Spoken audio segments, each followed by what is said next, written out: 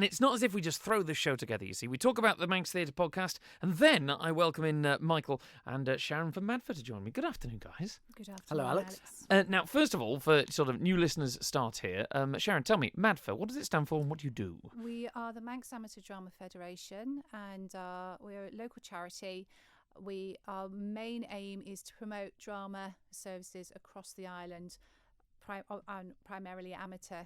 But one of our big things we do is we organise festivals and the Young Actor of Man competition on an annual basis. Now, this is where we're going to talk about today, Michael, because you and I have spoken about the Easter Festival of Plays, but we're wanting to talk festivals full stop, because it's not just once a year, is it? Really? We have a calendar of events today, Alex, and it's absolutely something for everybody, really is. What we got coming up first then? Let's go through this calendar and what can people be looking forward to and put dates in their diaries? Well, I think one of the reasons that we wanted to come up today, Sharon, was because there are deadlines looming, aren't there? There are, yes. So our first event is the One Act Play Festival, which is on at the beginning of March.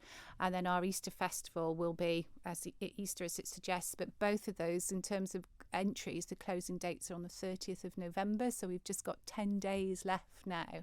And if people are thinking of entering, and as you say, 10 days to get the entries in, it's almost a case of filling the entry form and then work on what you're going to do afterwards. Absolutely. Are we looking? Speak somebody who knows. Been there, done that, got the T-shirt.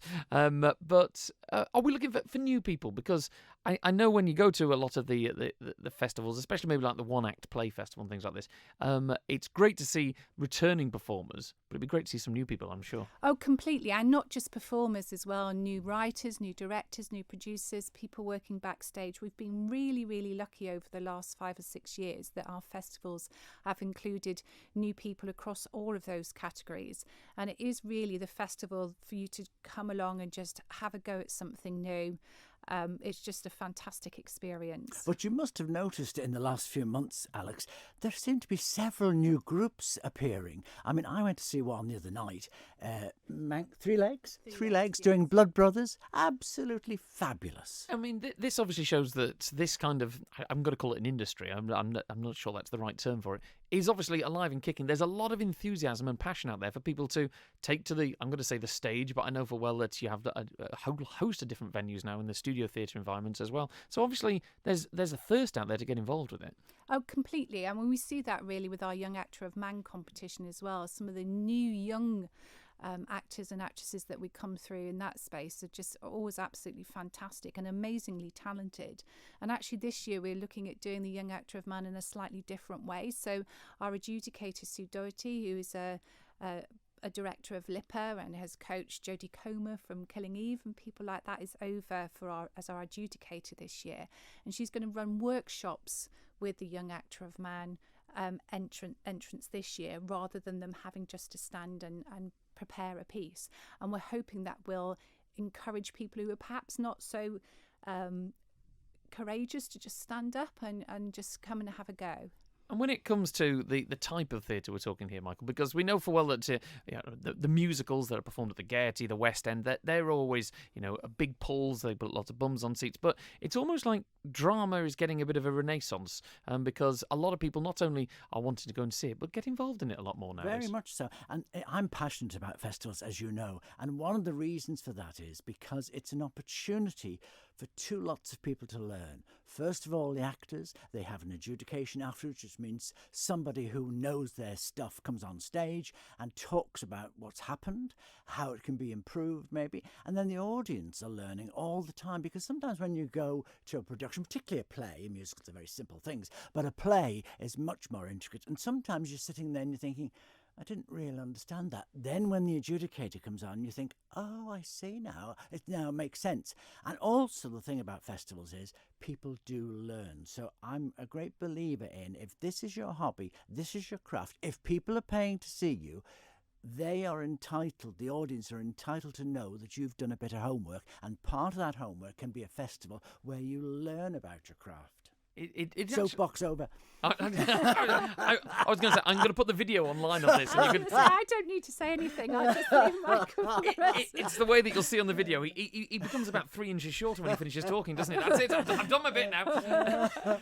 Sharon, we mentioned there that obviously the learning, the studying of the craft almost could take place. I'm not suggesting this is the best way to do it, but it can almost take place after the deadline. But remind people, what are the deadlines and what have they got to do in order to get into some of these festivals? So for the in order what they have to do, you're absolutely right, Alex, is at the moment all they need to do is put their entry form in.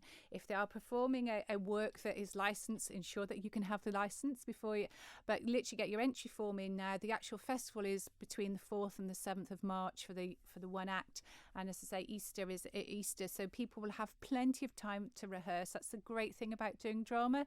You don't have to spend a long time rehearsing, as we both know. Yes. Yeah. You can very much put a play on in 6 to 8 weeks and still produce something absolutely fantastic. So yes, 30th of December, get your entry form in. And Michael, of course, if people want to find out more details generally about MADF, the festivals, and even if they've got the curiosity about drama and what can be involved maybe behind the scenes doing some writing, how do they get in touch with you guys? Where do they find out all the stuff? On the MADF website. Yeah. Everything's there. It's a fabulous website, all sorts of details. And of course, we've got a very special year in 2020 because it's our 70th anniversary of putting plays on at Easter. So that's a great, and we will be celebrating it. We've got a dinner planned for the end of Easter week. Everybody's invited. Just contact us and we will be more than happy to sell you a ticket. And then, as real kudos again, we've got the All Winners in July. Now, what that means is that teams from all over Britain are competing every month for festivals, but several of them will then get asked to come to the British All Winners in the Isle of Man to compete against each other. 15 teams will be competing. We've had it here before. We had it during the Island of Culture in 2014. Here we are 6 years later, next year, and we're putting it on again because we've been asked to, because the Isle of Man is deemed to be the blue ribbon of festivals. And the theatre is part of that. One of the big attractions for people coming to the Isle of Man is the opportunity to perform on the Gaiety stage. I was at the British All Winners last year in Woking, and it is absolutely not a patch on our theatre. We are so lucky. It's definitely something that people should put a date in their diaries for. More details, go to the MADF website and you'll find out all the details there. And 70 years of putting on. He doesn't look bad on it, does he, I know, Sharon? he looks amazing, doesn't he?